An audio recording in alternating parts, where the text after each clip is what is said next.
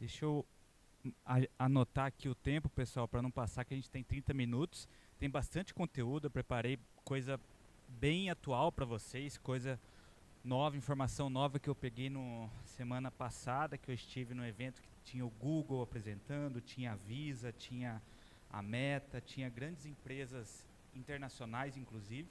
Então eu trouxe bastante informação muito recente, inclusive, e inédita para vocês.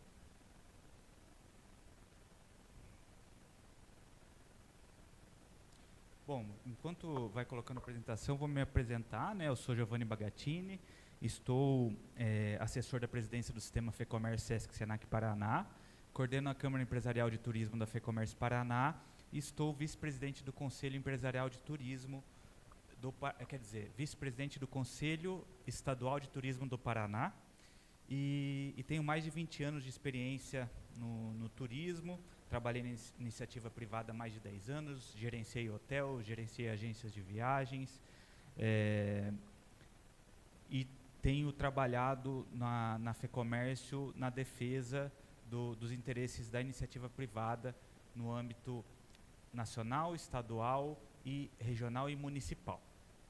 O secretário Paulinho falou há pouco sobre o DTI, né? Lá em Curitiba, a gente desenvolveu o primeiro DTI do Brasil, que foi em Curitiba, que iniciou esse processo aqui antes do Ministério do Turismo começar a trabalhar isso, e é uma metodologia realmente extremamente importante que faz a diferença. A gente percebeu isso lá em Curitiba, quando a gente começou a trabalhar em 2020, era a mesma realidade daqui no passado, que a ocupação hoteleira era muito alta no meio de semana, mas no final de semana era baixa, e tem crescido muito, como aqui também cresceu.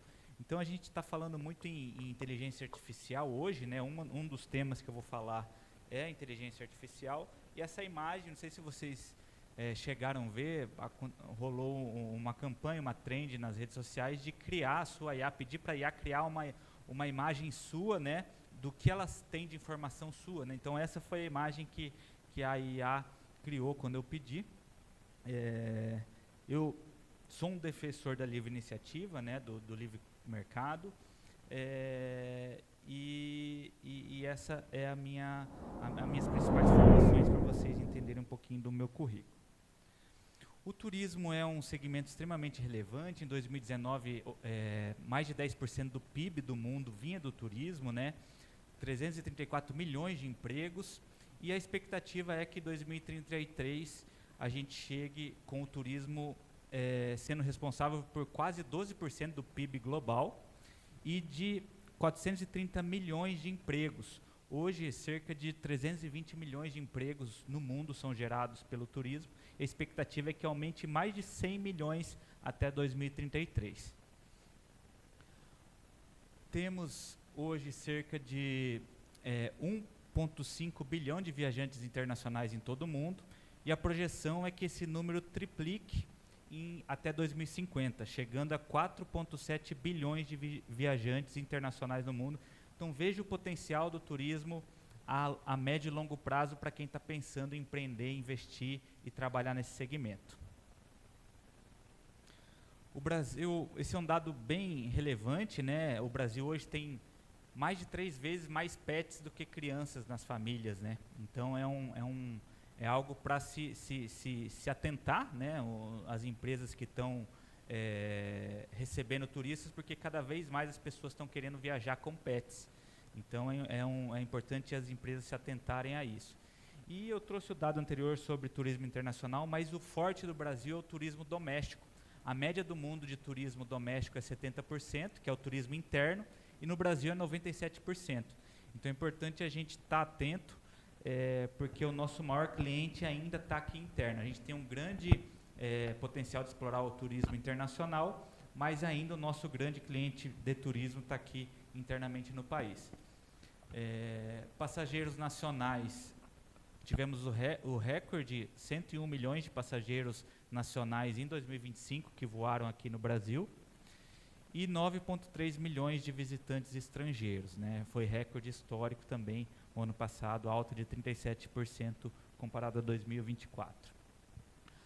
Aqui, para vocês entender a questão de PIB, né, 52,7% do PIB do Brasil está no Sudeste, que é nosso vizinho, e quase 32% em São Paulo, que tem mais de 40 milhões de habitantes.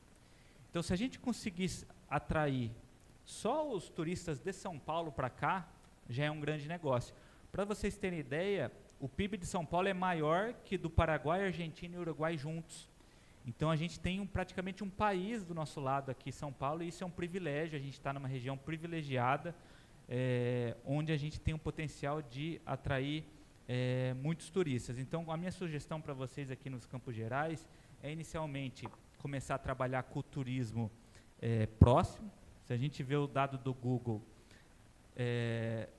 55% das buscas no Google para viajar são do Sudeste. Mais da metade das buscas do Brasil para viajar estão no Sudeste, que está do nosso lado.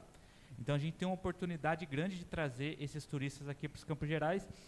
Eu iniciaria as cidades do interior tentando atrair primeiro o público de Ponta Grossa para viajar para os municípios da região, vai desenvolvendo os atrativos, depois de Curitiba e região metropolitana, e depois o Sudeste, iniciando por São Paulo. Claro que quem tem um tipo de turismo mais nichado pode trabalhar com o turismo internacional, né? O Curitiba está crescendo cada vez mais os números de voos internacionais, deve ganhar a terceira pista, que deve aumentar o fluxo de voos internacionais. Até 2028 deve estar pronta a terceira pista, que deve trazer voos intercontinentais, né, para Curitiba. Então, o fluxo de turismo internacional está crescendo muito.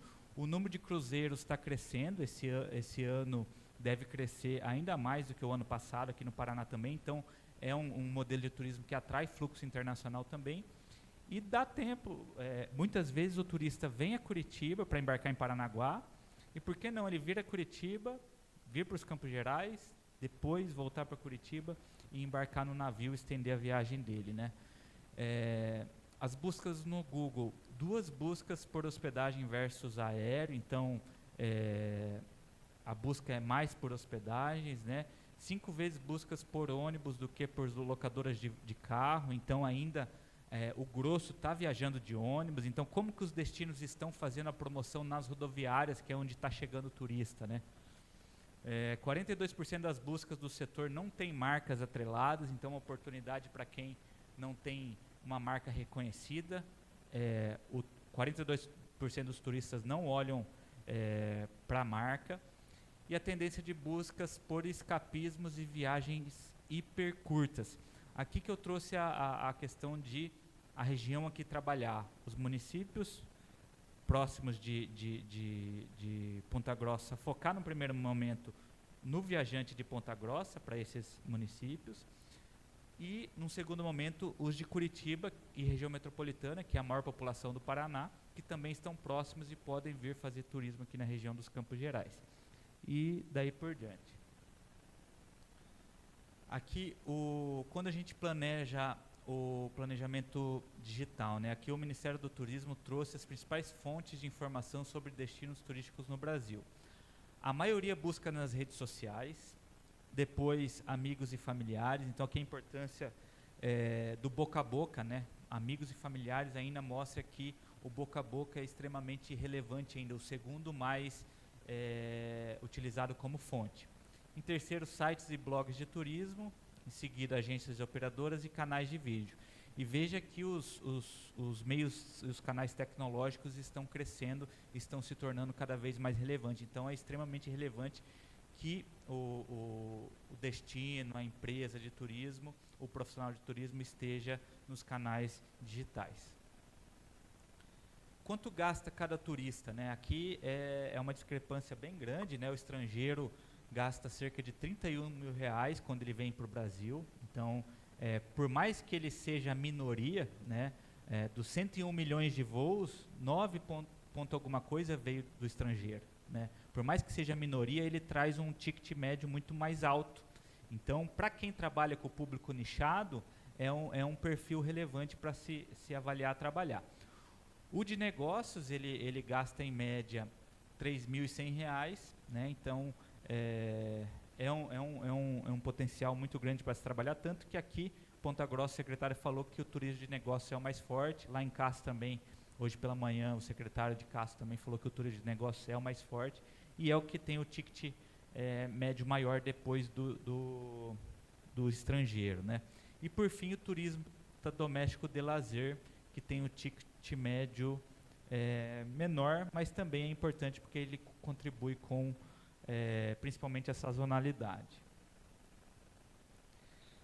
E o que está em alta agora é o que a gente chama de bleisure, né, que é a fusão do negócios e o lazer. Então as pessoas cada vez mais, os trabalhadores estão viajando e aproveitando para fazer o lazer, muitas vezes trazem a família junto, trabalha até sexta, fica o sábado e domingo para explorar o destino como lazer, né? A Visa trouxe informação que 80% dos trabalhadores estão viajando mais que antes da pandemia e que 74% dos trabalhadores fizeram entre 1 e 5 viagens em 2024. O market share da Omnibus por tipo de tarifa do turismo corporativo, 40% é acordo e 60% público. Esse dado mostra que ainda é relevante as parcerias com operadoras, com agências, com parceiros, para contribuir com a ocupação hoteleira, nesse caso, né, dos hotéis do público corporativo, que é o principal público aqui de Ponta Grossa, inclusive de Curitiba e de várias outras cidades do nosso estado. Essa informação do Google mostra que as nossas ambições mudaram nos últimos 20 anos, né? No passado, aquela preta ali era passar em concurso público, né? Era muito maior do que comprar casa própria ou viajar. Hoje, viajar passou a ambição de passar em concurso público e de comprar casa própria. Então vejam o quão importante é cada vez mais o turismo. Então é um segmento extremamente relevante para se pensar em investimento no curto, médio e longo prazo. A minha colega Marta Poggi, ela trata bastante desse assunto, que é o viajante 5.0, né? Mais digitalizado, mais responsável, mais exigente e mais carente. Então, essa questão do relacionamento, a gente fala muito de IA, de digitalização, de automação, mas o turista nunca esteve tão carente. Então, a atenção humana, no meu entendimento, é muito importante a gente procurar automatizar para ganhar produtividade, para diminuir custo. Mas isso faz que a gente possa liberar os humanos para serem mais humanos e dar um atendimento de qualidade para as pessoas, né? Essa que é a questão estratégica.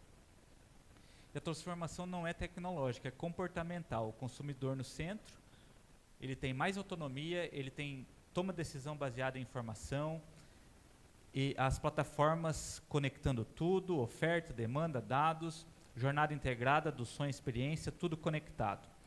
Mais de 80% dos viajantes usam o ambiente digital para planejar as viagens, então reforça a importância de estarem no digital. 97% dos brasileiros pretendem usar a IA em planos de viagens futuros e 84% reconhece que a IA torna as viagens mais fáceis e eficientes. Aqui a questão da IA. No próximo vocês vão ver, esse dado aqui é do futuro, né? 97% pretendem usar. Aqui é o dado presente já oficial do Google. A expansão do uso de IA muda a relação consumidor-empresa. 61,7 milhões de brasileiros já afirmam ter usado inteligência artificial para tarefas de suas viagens. 64% dos brasileiros consideram o uso de IA para tarefas de viagens como indispensável ou muito útil. E aqui o que eles mais procuram, vocês podem observar ali que o vermelho é enquanto ele está planejando. Então ele ainda usa a IA enquanto está planejando e também usa durante a viagem. E vocês se recordam que quando começou o Google, né, apareceu os cursos de SEO, né, de como você posicionar o seu site, o seu produto no Google para ficar mais relevante na hora que as pessoas buscassem no Google. E agora está vindo o GEO, né, que é a otimização para IA. Então, como que as empresas, os destinos, podem otimizar os seus dados no meio digital para que a IA direcione a sua empresa, o seu destino, etc., quando o turista pesquisar na IA, né? Então essa é uma nova modalidade que todos têm que estar atentos para potencializar os seus negócios, seus destinos, etc. Aqui uma informação vou passar rapidamente porque, bom, acho que vai dar tempo. Sim. Pontos de dor de viajar, né? Aqui é uma pesquisa do Google também. Então, se tem dor, tem uma oportunidade de negócio, uma oportunidade de uma empresa resolver um problema para o cliente, né? Então, quais são os pontos de dor que a Google identificou dos viajantes? 38% lidar com a logística da viagem, como transporte, bagagem, documentos, é estressante, né? Então, como facilitar isso para o viajante? 35% planejar uma viagem me causa ansiedade e estresse devido à quantidade de detalhes e decisões envolvidas. Então, oportunidade de suporte, consultoria, etc. 35% longas viagens me causam desconforto físico e tédio. 52% me preocupo com a segurança e imprevisto durante a viagem. Então, cada vez mais destinos que trabalham a segurança, como foi falado ontem aqui, serão cada vez mais relevantes. 51% encontrar opções de viagem que se encaixam no meu orçamento é um desafio. 30% têm dificuldades em encontrar informações confiáveis e relevantes sobre os destinos que desejo visitar. Então, uma curadoria das informações no canal oficial do destino, da empresa, da região, etc. 27% enfrentam dificuldades em conseguir atendimento rápido e eficiente de empresas aéreas, hotéis ou agências de viagem quando preciso. A questão do atendimento sempre em alta, importante. 30% a compra de passagens aéreas e reserva de hospedagem é complexa e demorada. Então, facilitar, agilizar, as pessoas estão cada vez mais com menos paciência. Essa é uma informação importante, principalmente para aqueles municípios menores, né, que ainda não têm um grande fluxo turístico. 87% da geração Z e 83% dos millennials preferem destinos que não aparecem nas redes sociais. Então, uma oportunidade para explorar essas gerações para esses destinos menos comerciais, né? Turismo gastronômico. 50% de todos os viajantes globais fazem as reservas de restaurantes antes de marcar seus voos. Então, veja a importância da gastronomia e dos restaurantes estarem nos canais onde o turista busca e planeja a sua viagem. 80% dos turistas afirmam que viajar para descansar a mente é prioridade. Então, a questão do turismo de bem-estar, né? Aqui eu vou trazer alguns dados do bem-estar na relação mundial, né? Um mercado trilionário, 6,8 trilhões de dólares, né? O mercado em 2024 é 3 vezes o PIB do Brasil. 9,8 trilhões de dólares a projeção para 2029, um crescimento anual de 7,6%. E quando a gente olha para o Brasil, esse número é ainda maior, né? Acima da média global. 9,1 bilhões de dólares em 2025, 22 bilhões é a projeção em 2034, um crescimento anual de 10,4%. Então, olhar para essa questão do bem-estar, explorar essa questão do bem-estar no turismo é uma oportunidade que tem crescido. E eu gosto de trazer essa reflexão, que no meu entendimento é a pirâmide de sucesso no turismo, né? Primeiro, são 3 pilares imprescindíveis. O primeiro é a hospitalidade. Não adianta você contratar uma pessoa para trabalhar na sua empresa de turismo, no seu destino, etc., que não gosta de servir as pessoas, que não seja hospitaleira, que não atenda bem. Eu tive uma experiência recente, eu fui para o Uruguai, Colônia Sacramento. O lugar era lindo, a música boa, comida excelente, um ambiente agradável, só que a pessoa que me atendeu foi extremamente grossa, extremamente estúpida. Então, todo aquele processo adequado, aquele local bonito, aquela música boa, se transformou numa frustração, né? Tanto que eu não tenho mais vontade de voltar para lá. Todas as pessoas que me perguntaram, eu não indiquei, eu falei, olha, não iria numa viagem para lá de novo, por conta de uma falha de atendimento do garçom que não tinha hospitalidade. Então, assim, a gente vive um problema de falta de mão de obra aqui no nosso país, né? Isso é global na área do turismo. Mas, assim, vale a pena você pagar um pouquinho a mais para um trabalhador que tenha capacidade de ser hospitaleiro, que tenha esse perfil de servir, do que colocar um profissional lá que não gosta de pessoas, que vai vir uma pessoa mais chata, mais exigente, ele vai muitas vezes tratar mal. O prejuízo é muito grande, porque ele vai falar mal para muitas outras pessoas e vai acabar prejudicando o seu negócio. Então, a hospitalidade é o pilar imprescindível. O outro pilar é a melhoria contínua. Aqui, melhoria contínua é tanto capacitação e qualificação do empresário e dos trabalhadores, é melhoria de processo, é aprender a desaprender e reaprender, porque tem coisas que funcionavam no passado que não funcionam mais hoje, né? Então, está sempre buscando melhorias, se profissionalizando, se aperfeiçoando, né? E buscando um processo de melhoria contínua. E a promoção, porque não adianta você ser hospitaleiro, ter um atendimento excelente, tá sempre melhorando, sempre se aperfeiçoando e ninguém saber que você existe, né? Então, a promoção é extremamente importante e está em diversos canais e integrado, né? Integração, porque o turismo é multidisciplinar, ele é feito de várias mãos e quando a gente trabalha em parceria, todos ganham, né?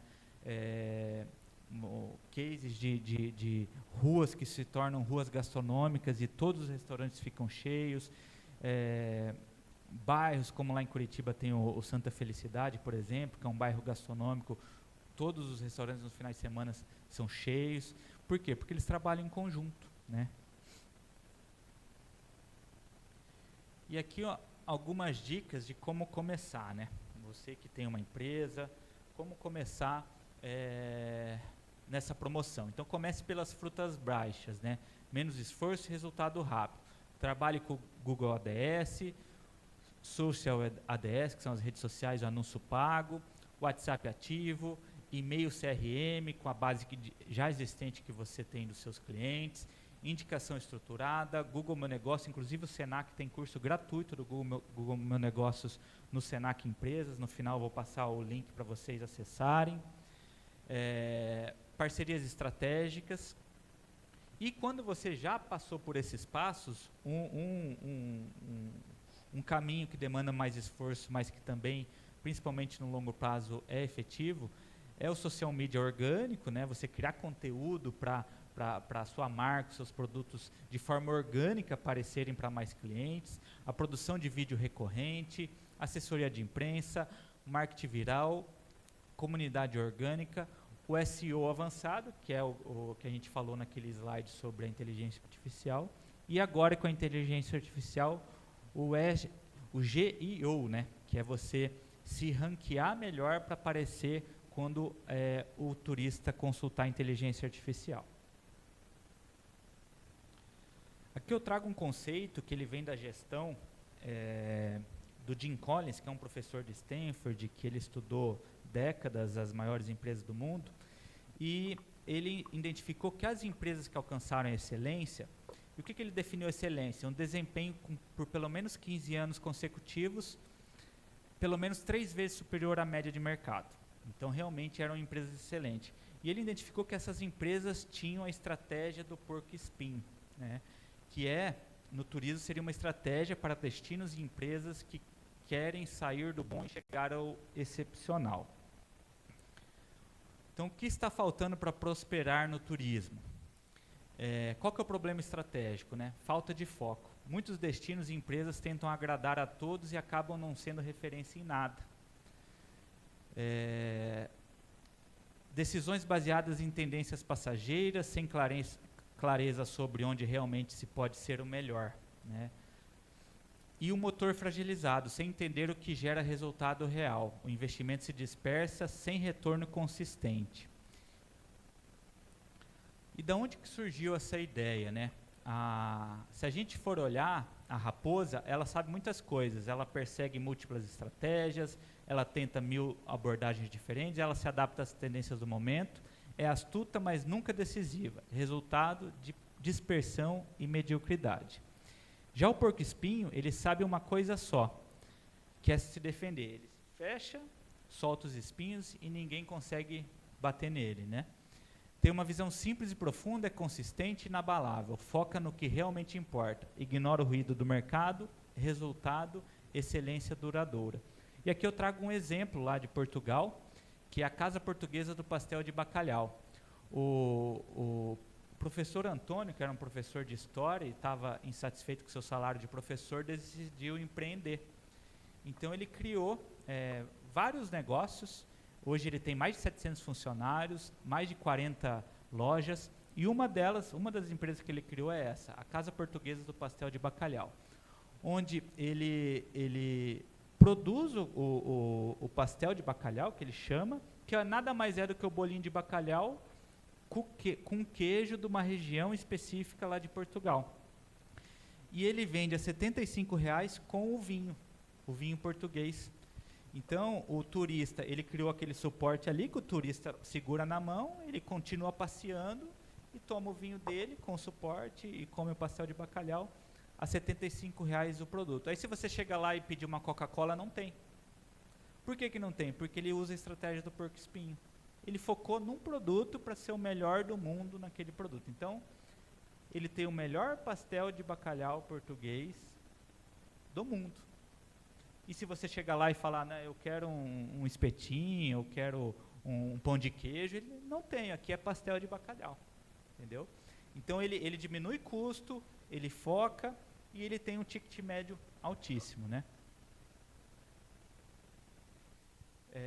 Esse é o framework dos 3 círculos da estratégia do porco-espinho.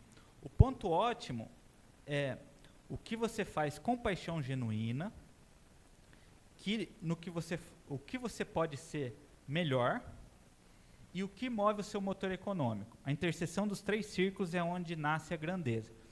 Porque às vezes você tem paixão, por exemplo, pelo turismo cultural, você tem uma expertise grande, você tem paixão, você pode ser o melhor do mundo no turismo cultural, mas ninguém quer comprar o seu produto de turismo cultural porque a realidade de mercado atual da sua região onde você está inserido, não tem cliente para comprar o seu produto. Então não adianta.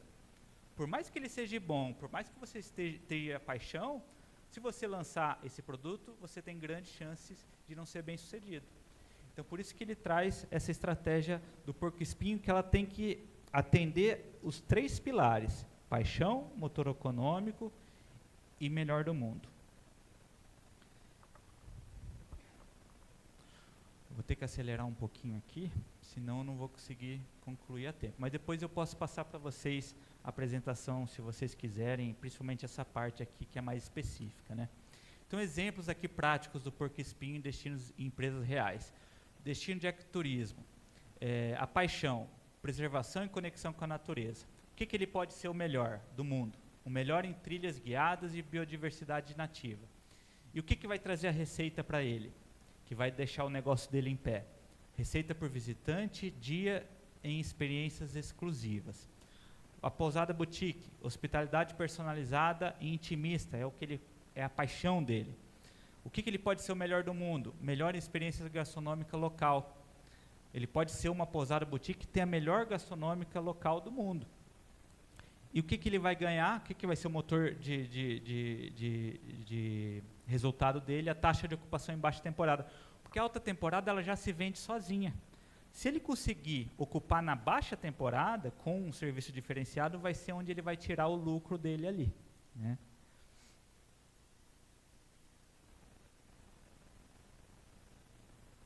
Aqui outro exemplo de empresa aqui brasileira, de São Paulo, de Socorro, que eles usam essa estratégia. Eles focaram em ser o melhor do mundo em turismo de natureza acessível. Então, inclusive, eles têm 5 hotéis hoje, os 4 primeiros em Socorro, agora em Bueno Beltrão, e eles ganharam em 2024 um dos prêmios, eles ganharam vários prêmios mundiais, inclusive. A Rede dos Sonhos é reconhecida globalmente como o prêmio de turismo acessível na Turquia. E eles têm uma taxa de ocupação acima de 80% em todos os hotéis. Para vocês terem ideia, em Gramado a taxa de ocupação é abaixo de 60%.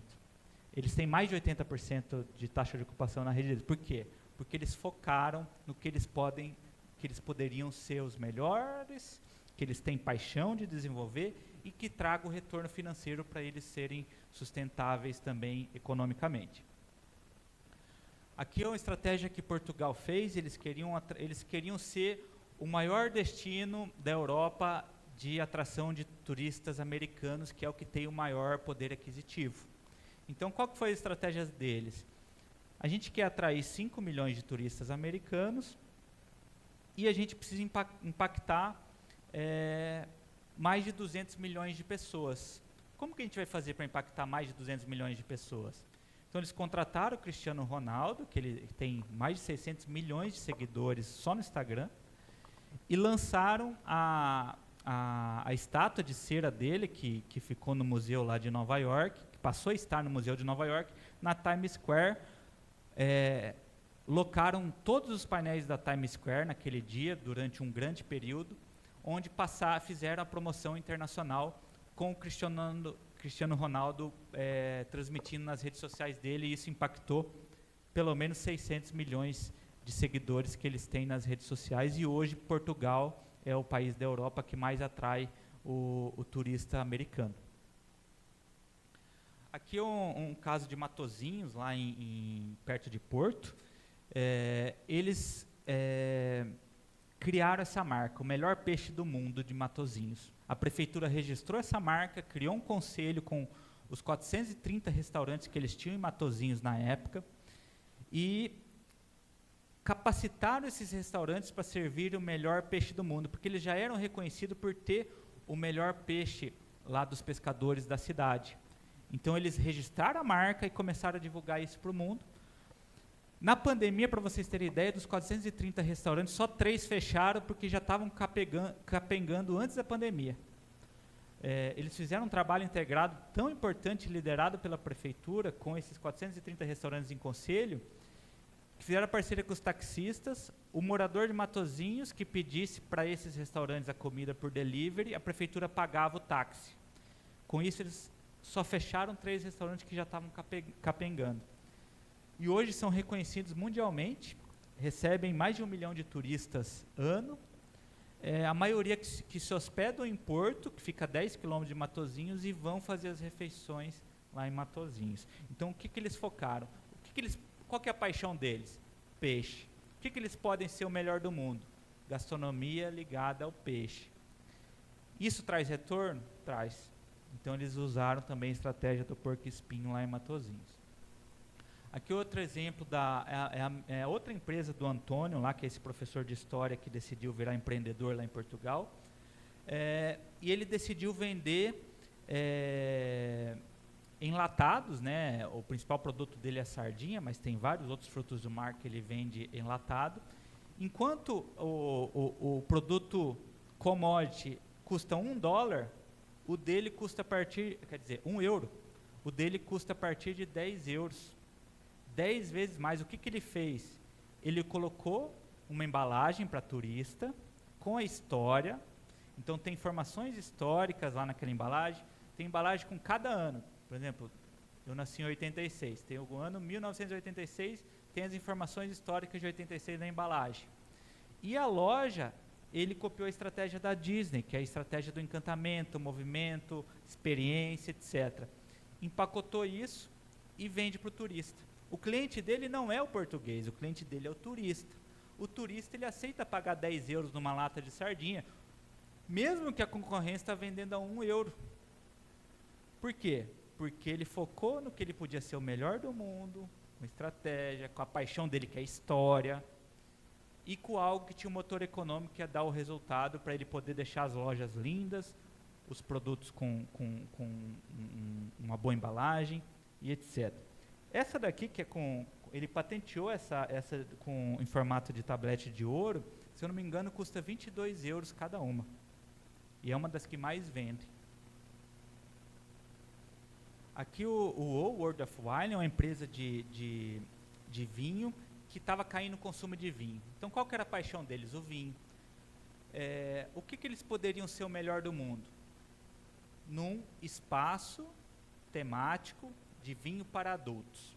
Então, eles tinham um armazém abandonado em Gaia, do outro lado de Porto, Eles revitalizaram, construíram 7 museus, 12 restaurantes, e hoje recebe mais de 1 milhão de turistas nesse espaço que estava abandonado, degradado, com pessoas em situação de rua. Hoje é um espaço cuidado, bonito, gerando emprego, atraindo turistas, e também utilizou da estratégia do porco-espinho e tem trazido resultado. Aí, onde que veio a receita desse caso aqui?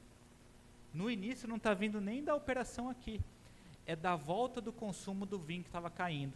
Porque a partir do momento que ele cria um parque de diversões para adultos focado em vinho, ele incentiva o consumo do produto dele, que é o produto principal.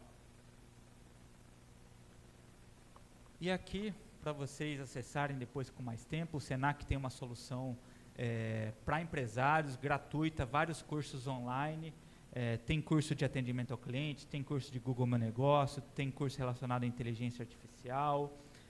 O site é empresas.senac.br, vocês podem acessar com calma, e as nossas unidades do Sesc Senac, todo o Paraná, estão à disposição de vocês. Está aqui o João, está aqui a Cris, que são os gestores aqui de Ponta Grossa da Faculdade Senac e do Senac Estação Saudade, para vocês tirarem dúvidas relacionadas à capacitação presenciais, EAD, etc. E aqui no QR Code vocês podem acessar o Panorama Geral do Turismo do Paraná, com dados do turismo do nosso estado do Paraná, que foi produzido pelo Sebrae e pela FEComércio Paraná. E finalizo agradecendo a todos vocês pela atenção e fico à disposição de todos. Muito obrigado.